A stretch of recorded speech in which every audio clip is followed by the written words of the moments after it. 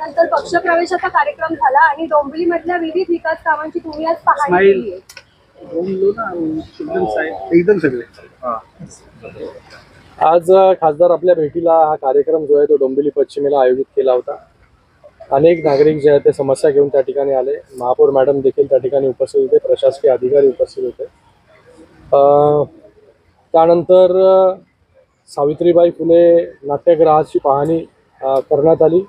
त्याचबरोबर आत्ता माझ्या मागे जे सावळाराम महाराज क्रीडा संकुल आहे त्याचं जे रिडेव्हलपमेंटचं काम सुरू आहे, स्विमिंग पूलचं काम मोठ्या गतीने या ठिकाणी सुरू आहे. त्याचबरोबर डोंबिवली पश्चिमेमध्ये नानासाहेब धर्माधिकारी सभागृहाचं काम त्याची पाहणी केली. त्याचबरोबर सुतिकागृहाच्या ठिकाणी जे कॅन्सर आणि मल्टीस्पेशालिटी हॉस्पिटल होतं आहे त्याची देखील पाहणी या ठिकाणी केली. सावित्रीबाई फुले नाट्यगृहाचं काम जे स्टेज आणि त्याचबरोबर आसन व्यवस्था आहे ते ऑक्टोबर एंड नोव्हेंबर स्टार्टपर्यंत पूर्ण होईल. पण आज तिथे गेल्यानंतर अनेक सूचना ज्या आहेत तिथे आर्ट गॅलरी ॲडिशनल कशा प्रकारे करता येईल त्या सूचना दिल्या. त्याचबरोबर 200 आसनाचं एक मिनी ऑडिटोरियम त्याच्या देखील सूचना दिल्या.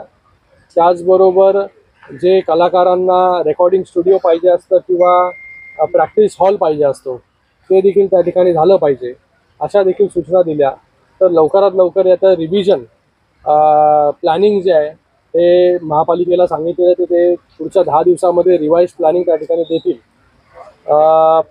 मागे जे पाहताय आपण स्विमिंग पूलचं काम आणि पूर्ण ऑडिटोरियमचं काम, हे जे ऑडिटोरियम आहे हे मला वाटतं देशामधलं सगळ्यात मोठं स्पोर्ट्स कॉम्प्लेक्स चं काम जे आहे हे देशामधलं सगळ्यात मोठं स्पोर्ट्स कॉम्प्लेक्स असणार आहे. कारण की ह्याची प्लिंथच 2 एकरपेक्षा जास्त म्हणजे 90,000 स्क्वेअर फीटची फक्त प्लिंथ असणारं असे मल्टिपल लेवल्स त्या ठिकाणी आहे. 8 लाख स्क्वेअर फीटचं बांधकाम, त्याच्यामध्ये सर्वच्या सर्व स्पोर्ट्स इनडोअर असेल आउटडोअर असेल हे सर्व स्पोर्ट्स जे आहे मल्टी लेवलवरती आपण घेतलेले आहेत. त्याचं काम सुरू झालेलं आहे.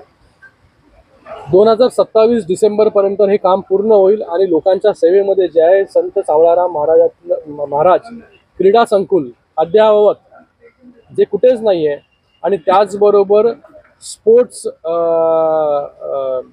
युनिव्हर्सिटी टाईप त्याची देखील व्यवस्था जी आहे ती केंद्र सरकार त्या ठिकाणी केंद्र सरकारच्या जे नॉर्म्स आहेत त्याच्या हिशोबाने आपण करतोय. तर मला वाटतं एक अद्ययावत आणि एक मॉडेल असं स्पोर्ट्स कॉम्प्लेक्स या डोंबिवलीमध्ये आपण तयार होताना पाहतोय. त्याचबरोबर सुतिकागृहाच्या इथे जे हॉस्पिटलचं काम चालू आहे त्याचं बेसमेंटचं काम चालू आहे. त्याचं देखील डिसेंबर 2027 पर्यंत कॅन्सर त्याचबरोबर मल्टीस्पेशालिटी हे हॉस्पिटल त्या ठिकाणी सुरू होईल.